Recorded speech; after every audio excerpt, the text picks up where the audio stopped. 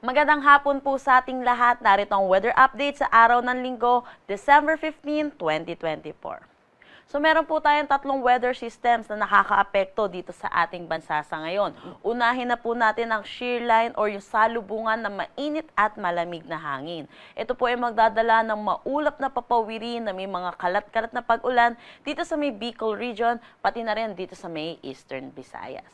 Pangalawa naman po ay kung makikita po natin, meron po tayo mga kumpul ng kaulapan dito po sa may Mindanao area po natin. At ito po ang tinatawag po nating Intertropical Convergence Zone or ITCC. Sa nakikita din po natin, possible po magkaroon tayo ng low pressure area na embedded dito sa Intertropical Convergence Zone natin at magdala din ng mga significant na mga pag-ulan lalo na dito sa eastern section ng Visayas at Mindanao. Pero sa ngayon, itong Intertropical Convergence Zone natin ay magdadala ng mga pag-ulan dito sa may Caraga at Davao Region. Pangatlong weather system naman po natin ay ang Northeast Monsoon or ang hanging amihan. Dahil po dito, asahan po natin makakaranas ng maulap na papawirin na may mga pag-ulan dito sa may Cordillera Administrative Region, Cagayan Valley, Aurora, pati na rin dito sa may Quezon. Para naman sa nalalabing bahagi ng ating bansa, kasama na ang Metro Manila, ay asahan naman po natin ang bahagya hanggang sa maulap na papawirin na may mga isolated rain showers or mga localized thunderstorm pagdating sa hapon at sa gabi. Para naman sa magiging panahon natin bukas dito sa Luzon, kung makikita po natin, malaking bahagi pa rin ng Luzon ay makakaapekto ang Northeast Monsoon or ang hanging amihan. Pero kung may liban na lang po dito, sa may Bicol region, na makikita po natin, makakaranas pa rin po sila ng maulap na papawirin na may mga kalat-kalat na pag-ulan. Dulot pa rin po ito ng shear line.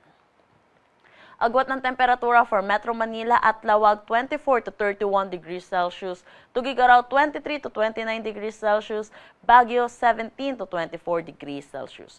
For Tagaytay, asahan natin ang 21 to 29 degrees Celsius at Legazpi 26 to 31 degrees Celsius.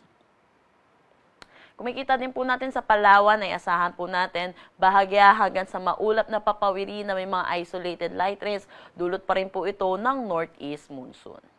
Kumikita din po natin, magiging maulan pa rin po dito sa eastern section ng Visayas at Mindanao. Dulot po ito ng shear line at ito na rin pong Intertropical Convergence Zone natin or yung magiging possible na low pressure area po natin. Kaya pinapaalalahanan po natin ang mga kababayan po natin dito sa mga nasabing lugar po natin na possible po ang mga pagguho ng lupa at ang mga flash floods.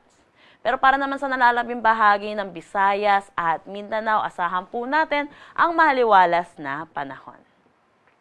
Agwat ng temperatura for Calayan Islands at Puerto Princesa, 25 to 32 degrees Celsius. For Iloilo, 26 to 32 degrees Celsius.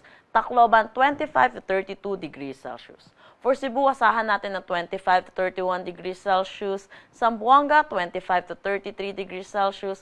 Cagayan de Oro, 23 to 31 degrees Celsius. At Davao, 25 to 32 degrees Celsius. Meron po tayong nakataas na gale warning dito sa coastal waters ng Batanes, Cagayan, kasama na ang Babuyan Islands, Isabela, Ilocos Norte, Ilocos Sur, La Union at western coast ng Pangasinan. Kaya pinapaalalahanan po natin ang mga kababayan po natin na delikado po pumalaot sa mga nasabing coastal waters po natin.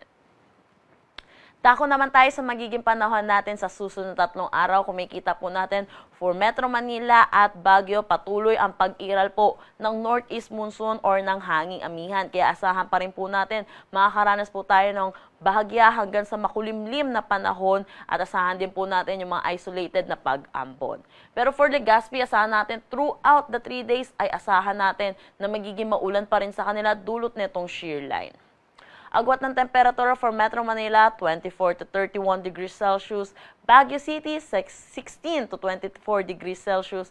Legazpi, 25 to 30 degrees Celsius. Pagdating naman dito sa Visayas, kung makikita po natin yung Tacloban, patuloy pa rin po sila. Makakaranas na maulap na papawirin na may mga kalat-kalat na pag-ulan, dulot po ito ng shear line. And then sa Metro Cebu po, makikita din po natin, makakaranas na rin po sila by Thursday na mga pag-ulan. Pero sa Iloilo City, throughout the 3 days ay asahan po natin magiging maaliwalas ang kanilang panahon. Agwat ng temperatura for Metro Cebu, 25 to 31 degrees Celsius. Iloilo City, 25 to 31 degrees Celsius. Tacloban, 25 to 31 degrees Celsius. Para naman dito sa Mindanao, kung makikita po natin yung Metro Davao, makakaranas po sila ng maulap na papawirin na may mga kalat-kalat na pag-ulan. Dulot po ito ng Intertropical Convergence Zone or yung magiging LPA po natin. Kagaya din po dito sa Cagayan de Oro by Thursday. Pero kung makikita natin, Zamboanga City, throughout the 3 days ay asahan natin maaliwalas na panahon ang kanilang aasahan. Pero asahan din po natin ang mga localized thunderstorm pagdating sa hapon at sa gabi. Agwat ng temperatura for Metro Davao, 25 to 31 degrees Celsius. Cagayan de Oro, 24 to 30 degrees Celsius.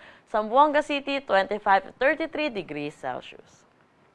Ang sunset mamaya ay 5:29 p.m. at ang sunrise bukas ay 6:13 a.m. Para sa haragdagang impormasyon, bisitahin ang aming mga social media pages at ang aming website pag-asa.dost.gov.ph. At yan po muna ang latest dito sa Pag-asa Weather Forecasting Center. Chanel Dominguez po at magandang hapon.